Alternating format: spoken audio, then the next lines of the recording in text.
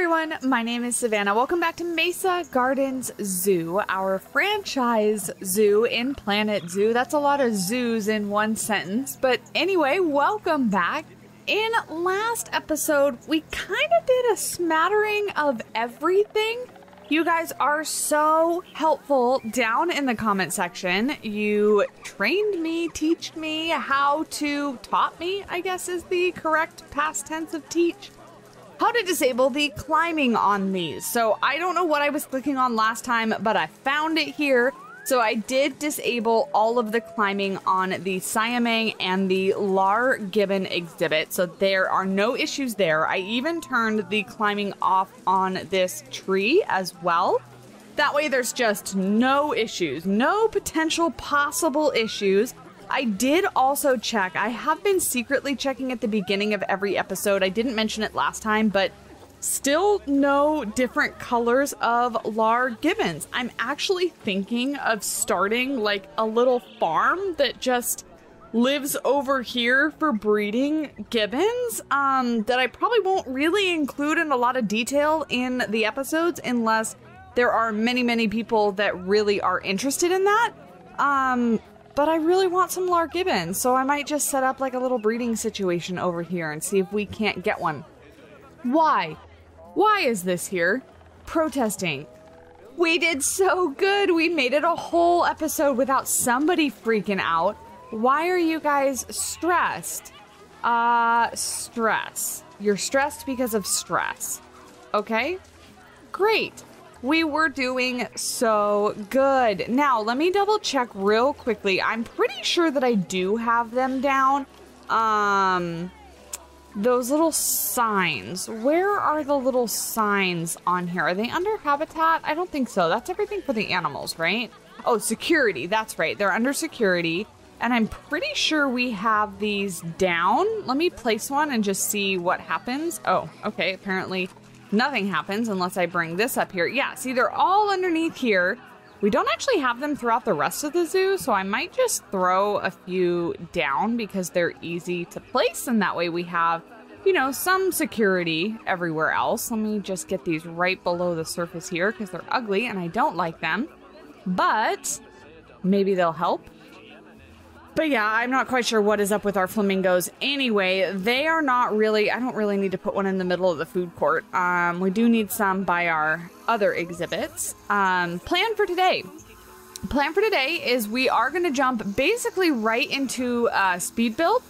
Because I chatted too long last episode and we ended up not getting a whole lot of building done. And so that's what I want to start off with straight away today. The protesters are just kind of stressing me out. Are they still here? Are they gone? Yeah, they're right here. Why? Why? Everybody's over here. Everybody's not stressed. Oh, okay. Everybody's a little stressed. So they're getting stressed even over there. Do I really need, like, nobody's going to be able to see these dang birds by the time we're done, like, de-stressing this exhibit. This is one of those things that I think I've mentioned it before, like, so unrealistic, and the amount of hoops that you have to jump through just to make it so your animals aren't freaking out. Like this flamingo exhibit, you know, speaking as somebody who does work with flamingos, this would work. They don't get this incredibly stressy around guests and things. So it just is a little frustrating that it's like this absolutely sensitive, you know, like it doesn't need to be like that.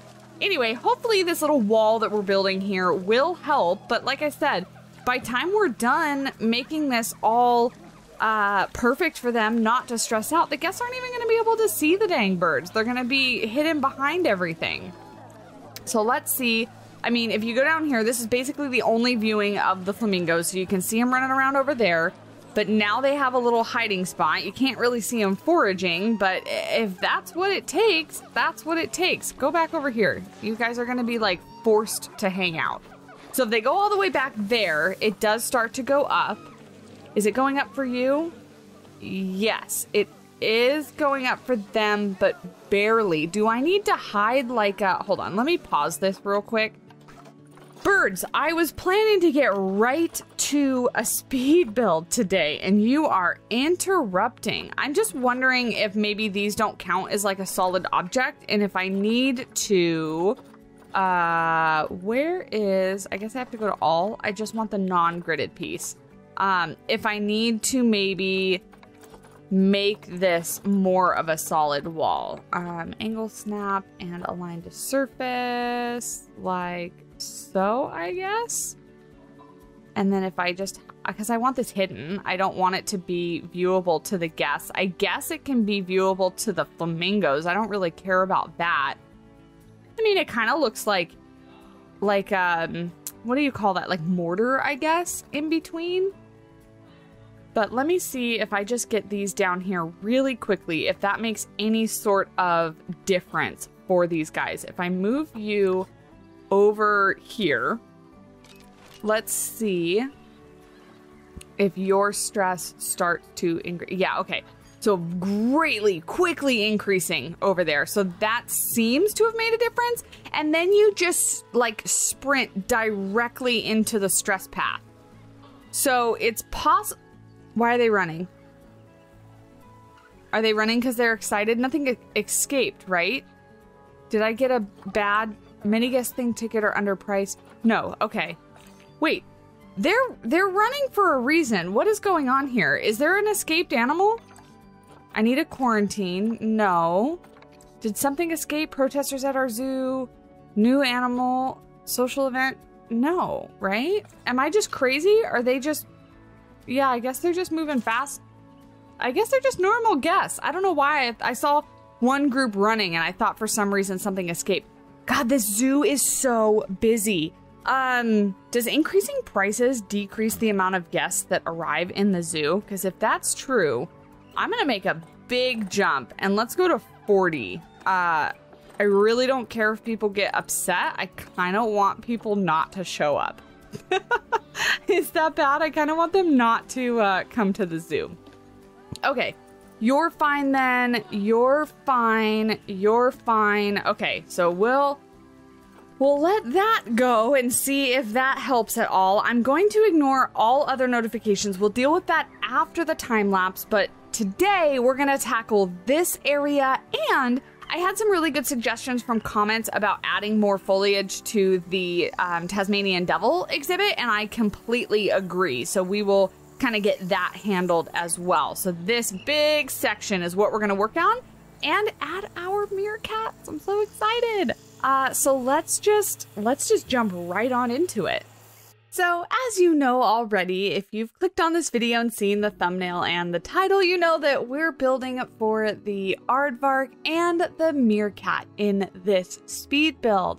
Very happy to include a speed build in today's episode. I know we skipped it the past couple times, but that was honestly just for getting carried away playing the game and for lack of time. So glad we can actually get in here and get a lot of work done. For those of you that need some catching up and some refreshing, this building is one that we built for our African crested porcupine, and we kind of decided that we wanted to make this a multi-species kind of section of a building. So what we're doing on the other side is continuing on and adding the meerkat and the aardvark. There were a lot of votes for the sand cat, and I really was tempted to add them here, but I felt like they needed a more special exhibit for us to build. They are a very shy species. They're also a cat and would realistically just jump this metal fence that we have out here. So I really didn't want to change the look of this exhibit too much because I wanted it to stay pretty cohesive with the African crested porcupine, since that's kind of the feeling and the, you know, style we're going with in this exhibit. So I felt like putting in the meerkat, which was a lot of people's second choice, was super fitting. And then when I was checking on the meerkat to see if it had any species enrichment bonuses, the aardvark actually popped up. So I thought, what the heck, why not? And so I just threw them in there with the ability to make the exhibit fairly large inside the building into the back area. We really are able to satisfy their space requirements and have it not really be an issue. I also am really enjoying the indoor-outdoor aspect that these enclosures have because it's really helping with stress. It means that the animals are able to go completely inside the building, get away from the people completely out of their view, and then come back out when they want to. Now, I am always placing food and other enrichment items in the front area to encourage the animals to spend as much time up front, but I do really enjoy them having the opportunity to get away because it really helps manage them. It helps deal with them, makes them not quite so fussy. So I really do like that. However, as I find out after the time lapse is over, I need to adjust the gate on this exhibit because right now the keepers go into the back area, but they're unable to walk through the little opening that we have for the animals to walk in and out of the building. So I do need to move the gate, which is something that I either will do off camera or I'll forget about it. It'll become an issue and then I'll end up doing it in an episode. So we'll see. We'll see what fate decides for me, how I'm going to handle that. But I'm going to try really hard to just fix it in between episodes because it's nothing special. It's nothing I need to like include. It's just if I forget about it, I'm going to end up including it in the next episode. But we do a lot of decorative stuff around the front of the exhibits as well as kind of start and get a good chunk of the actual building done. I am proud to say that at the end of this time lapse, this building has 80% of its roof complete. Not 100%, but you know, this is my channel we're talking about, so we can't just go for 100% roof and finish building all in one sitting. That would just be unheard of. So 80% is a fairly good amount done. And I'm really excited with how it turned out. I found a really good reference picture with a round kind of African style building. And so I really went with that, a little bit less detailed than the reference picture I was going off of. But I was really happy with how it kind of contrasts with the squareness of the bottom part of the building, having a kind of a round second story. You'll see when we get there, it kind of ends up going up off the top of the building. And then kind of having just some funky angles and not having this be a completely square building. I think it's a really interesting shape.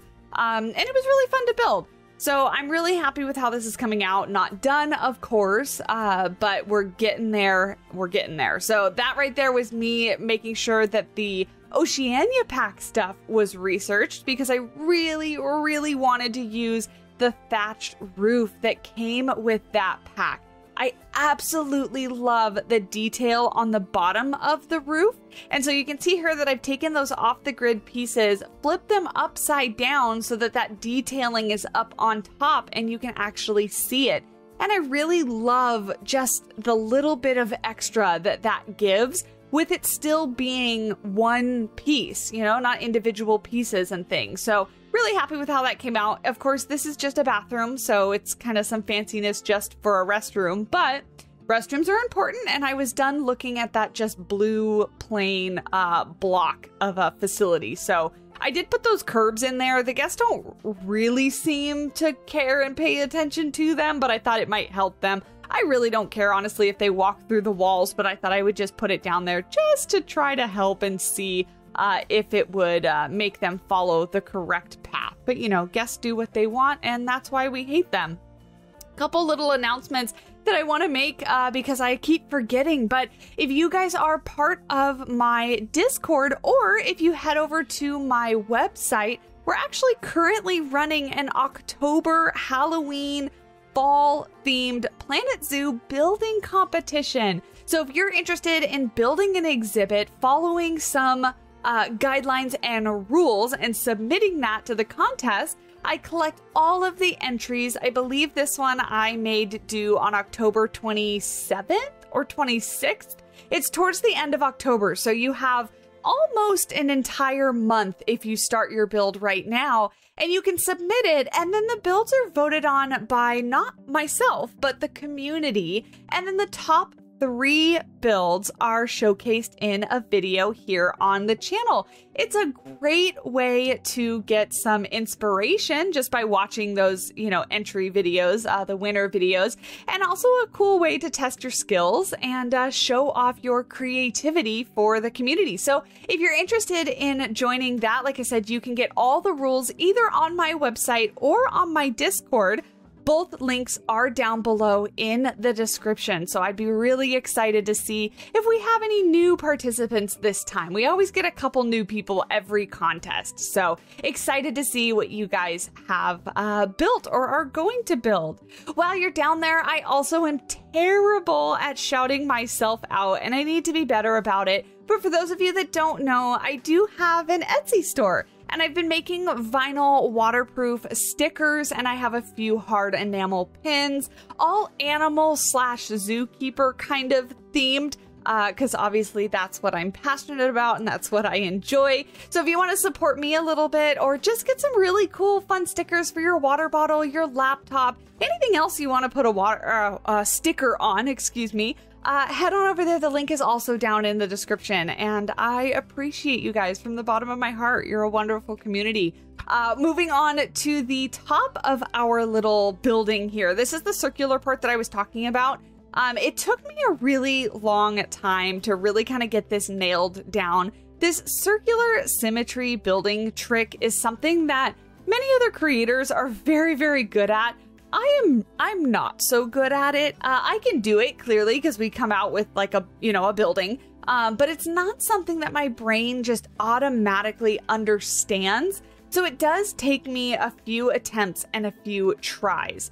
Hindsight, looking at this now, those beams that I added on the top of the roof to kind of hide the overlap of the thatch, I really like how that turned out. But I think maybe I'll go back and add some rope at the junctions of each of those because they look a little plain. And I think adding some of the new rope pieces from the Oceania pack will kind of help bring it together with like the front area of the bathroom that I was talking about, that piece being flipped upside down, because that has some rope detailing on top. And I think it could really blend it well together. I do use this little detailing of thatch around the bottom pillars just to give it some interest. But I think some rope on the top would just give it that little extra something. You know what I mean? This is completely decorative. There is absolutely no use to this. Maybe we can put a facility up there, but I really don't feel the need to. I just wanted to add some height to this building. As you're walking down this way, I really wanted just, some backdrop to the pathway and just to make it feel like it fits in with the area. Of course, this Meerkat Aardvark African porcupine area is kind of the entrance to our African area, where we're going to be adding the Red River hog and the warthog next, and then going on to some bigger animals, elephants, lions, giraffes, stuff like that. But I really wanted to try to emphasize that there's a slight change really in architecture here when you're walking into this area, and really make it feel like it is an African section. So that's why I really wanted to incorporate that new thatch and everything, because I love a thatched roof, and the new Oceania thatched roof is fantastic. Unfortunately, it's not recolorable, which is the only thing that could really make it better. I am adding some more kind of upper story space, even though, again, it's not really usable. I just felt like in looking at the building, it looked like too big of an open, flat area. So this is likely where, maybe some offices would be, stuff like that. We aren't going to use it, and I sure as heck am not building an interior for any of this upper story stuff. You can't make me, I won't do it. But I just thought it added some detail to the building and make it not so flat, give it a good little backdrop. And I think once we do the upper section where Oceania is going to kind of meet the Africa section, we kind of talked about that in last episode. That's why there's that like raised area over there. I think that'll look really good to kind of complete and make that kind of step up backdrop that I'm talking about. So excited about that. I do end up putting some education here, starting like a little education board. I still need to do some detail for it and things, but really wanted to get that up there. I also do throw down some other educational stuff, which I point out after the time lapse is over, because I have to remember we're playing franchise. And I keep forgetting that things like trash can, benches, donation boxes, all that kind of stuff is majorly important. We've got it included, otherwise not so fun.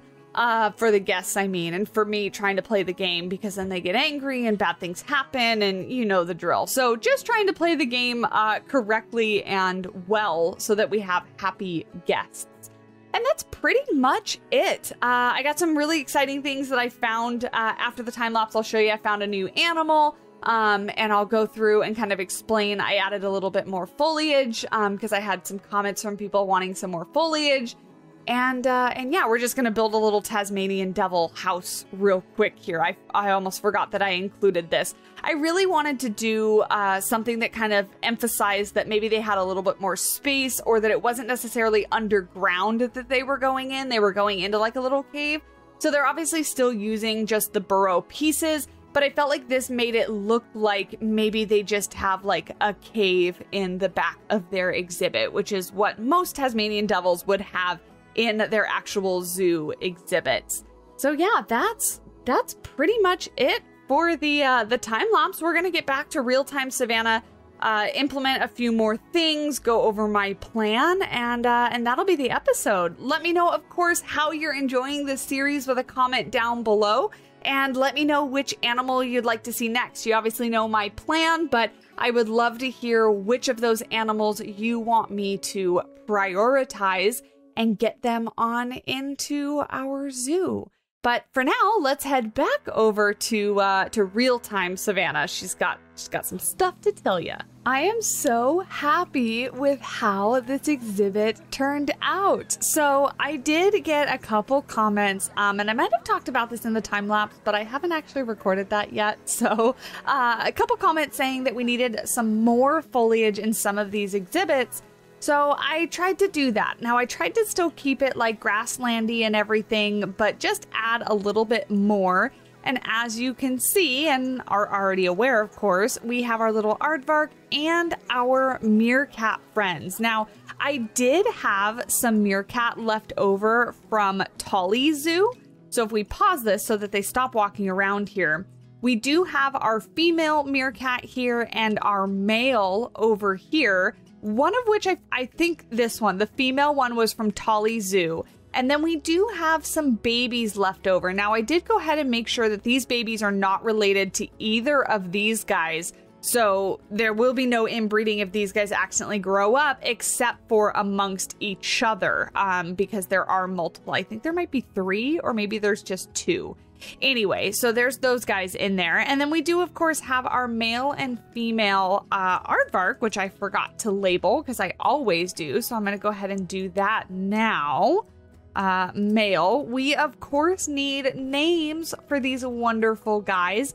Now, I do want to kind of get to know our animals a little bit better. So what I'll be trying to do in upcoming episodes is kind of just give them backstories. Once they're named and everything by you guys down in the comment section, I will go ahead and give them little backstories. So, like this one, for example, is our female porcupine, Roxy, which was named by one of our wonderful viewers, or one of my wonderful viewers. I think Roxy specifically was a rescue. I think she was kept by somebody who had no business owning a porcupine, and they probably had many, many different animals, but they eventually, you know, the authorities came in, confiscated all the animals, and I think Roxy was their only crested porcupine, and she was relatively young at the time, which made, you know, getting her a home and everything very easy, but also you know, she didn't really have too many side effects or health issues, because I don't think that owner owned her for a long time, but she was probably confiscated relatively soon after that owner came into possession of her. And then she made it to Mesa Gardens Zoo because they needed another female for their program here. We have so many porcupines running around. We're going to have to look at genetics and things like that. But I think that's Roxy's backstory. I think she was owned by somebody who just really wanted exotic animals but had no business owning them, didn't really know what they were doing. And so she was rescued from a bad situation there. That aside, I'm really happy with what we got done in the time lapse, and I'm really happy that this is actually looking like a real building if we take a look from above here. I still obviously need to do some roofing, but it fills in this space really, really well. So I'm happy with that. Of course, these back areas are probably just gonna stay just like this. I don't really have any desire to overly decorate on the inside. I don't think it's necessary, but they're there to keep the animals happy.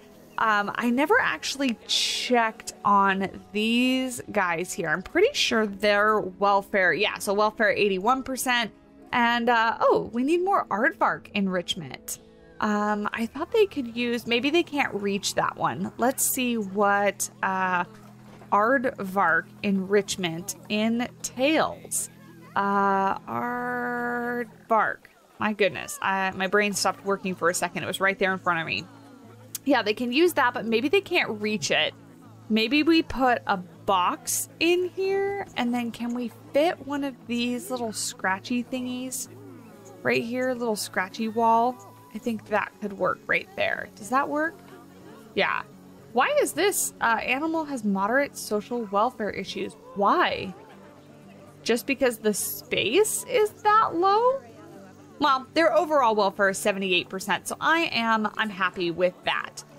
The very last thing that I did here on camera at the end of the time lapse, as you saw, is we made this. We added some more foliage to our Tasmanian devil exhibit. But the one thing that I did get to do off camera is I've always been checking every single episode for a colored lar gibbon, and I finally got one, and I forget. Did I put it in the exhibit already? I don't think I did. Maybe I did. Let's do this. Is probably easier. Go by species and click on lar gibbon. No, I didn't. So it better still be there. My goodness. I searched for so long for this animal. It better be in the storage here. Where the heck is lar gibbon? There we are. Confirm. There we are. So we have a male brown fur, white face and hands. We're going to go ahead and add him to the zoo. I think he needs a very special name because he was such a pain in the butt to find. I'm going to check right now too to see if we have any more, which I will be shocked if we do. No. But that means that hopefully we can get more of him. There he is. So we need a special name for this guy. Special name, because look at that, it's our first colored one. I'm so excited about it. Is that that's a baby Siamang, right? Yeah, okay. It threw me off. I thought for a second that that was like a black lar gibbon, and I didn't remember that being in the exhibit. But there you go. There's our first colored lar gibbon. There's a lot of different colors, so we still have a lot to go. But my goodness, this guy is crazy running all over the place. So yeah, I'm excited to finally have just a little bit of variety in the exhibit. So I found him. I also went through and added just a little bit more education. So I added an education thing there. And then I also added, where did it go? An education thing here. So just to try to up our education a little bit. And I also just realized that I meant to add some speakers. That's an educational speaker. I meant to add some speakers here. Because I really wanted to up that education as well. And I think what I'll do is I think I will have these visible. I don't normally, but I think having them in the center of these little pillars actually works relatively well. So I'll put one there. And then do we need to assign it? I never actually use these. Yeah, so red crown crane. There we go. And then their range. Oh my goodness, that's a huge range. We're gonna stop it there because we don't want it to be overlapping here, right? Or should we make it a little smaller? I guess, yeah, there we go. That's probably good. And yeah, that is that. Now, I did have a look at work zones very quickly, so let me show you all what I did. If we go to work zones, I made a new work zone that's called African entrance exhibits or habitats. I think I'm going to call it exhibits. Exhibits. If we look at it, it's just got this staff center, this keeper hut, and then these 2 exhibits here. Potentially then adding the warthog and the red river hog exhibits that we're going to build over here. And then we'll get further into Africa there and yeah, go from there. But so far people are loving the porcupine and the aardvark and the meerkat little exhibits. And I just love how they're both off of this building. And I'm just so happy with how it turned out. I really, really like it. I also kind of am really a big fan of the fact that these are indoor-outdoor and that the animals, like, they're not going to suffer from stress here because they have an entire indoor space that they can get away from for that. Let's check these really quickly here. We have some mechanic research, the Oceania theme, which we really don't need any more of, but I'll leave it there. And then we have Bornean orangutan enrichment, but let's get somebody started on, oh, you know what? I guess aardvarks and meerkats were both in previous zoos, so I don't really need any of that research, but we do need some of the Tasmanian devil, so I'm going to get them started on that. We have a little bit more on the red river hog and none on the siamang, so I probably have to pay attention to that coming up. But yeah, that was about it. I don't think there was anything else on my to-do list that I wanted to do this time. Where are our Tasmanian devils? They're probably both in their little tunnels. But I really do like the addition of just more of this grass here all around, more of the ferns. Does make it look a little bit more tropical. I do still like having this open space because just keeping in mind that, you know, we still are in a huge desert biome. So although I do like the kind of lush coverage and we can probably add more to these exhibits, just keeping in mind that, you know, sometimes that's not really what exhibits look like. They're not overgrown. They're not overly landscaped. They do have empty spaces in them and things like that. Vet research already? What the heck is this? Oh, more Bornean orangutan. My goodness. Are we almost done with the Bornean orangutan then? Where is it? Oh, it's right there. Right in front of my face. So yeah, and then it looks like we have a gift. We'll claim that reward for education. Wonderful. And then we need a feeding station can't be reached. Feeding station cannot be reached. Where are these? Oh, that's right. Because I forgot and I put the habitat entrance here for the last one, right? Yeah, so it's here so that the keepers go inside this way. The keepers can't actually get through these doors. Isn't there a traversable space for keepers? Staff right here. So that's the traversable space in there for them, which means they can't actually get back here and clean. Ooh, this is a problem that I did not remember would be a problem. So I probably have to extend up this door a little bit if it starts to become a problem. Okay, well, you know what? Honestly, that's going to be something for another episode because I'm going to wrap this one here. And why? Hold on, wait, why? Why are we so upset about the meerkats? What is wrong with them? Where are they? Are you stuck in the tube? Where are you? Because that's a glitch. If you're stuck in the tube. Let's go meerkat. Get out of here. We want you a meal. Where the heck? Oh no, you're not there. You're back there. So space. Are you stuck? Let me just see. Traversable area. Yeah, you got yourself stuck somehow. Why? Why are you so dumb? There you go. It's all fine. Okay, so what we're gonna need to do then is I'm actually gonna move this away from the wall a little bit.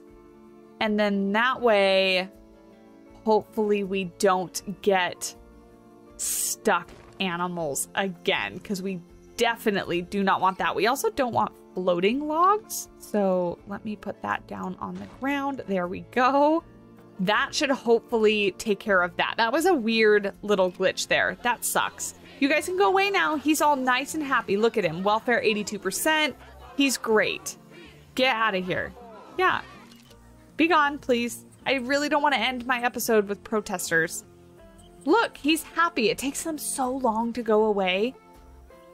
I don't understand. Thank you. My lord. Thank you. Leaving zoo. All right. Now, with that, I'm going to end it here. Thank you guys so much for watching, and please do, as always, let me know what you're thinking of this series. I'm really going to try hard to keep these episodes coming either weekly or bi-weekly, along with Paleo Pines and a new Jurassic World Evolution 2 playthrough. So if you haven't checked those out, be sure to check out the channel, hit the subscribe button, all of which helps me out, and I greatly do appreciate having you guys around. Until the next episode, I will talk at you in the next video. Bye!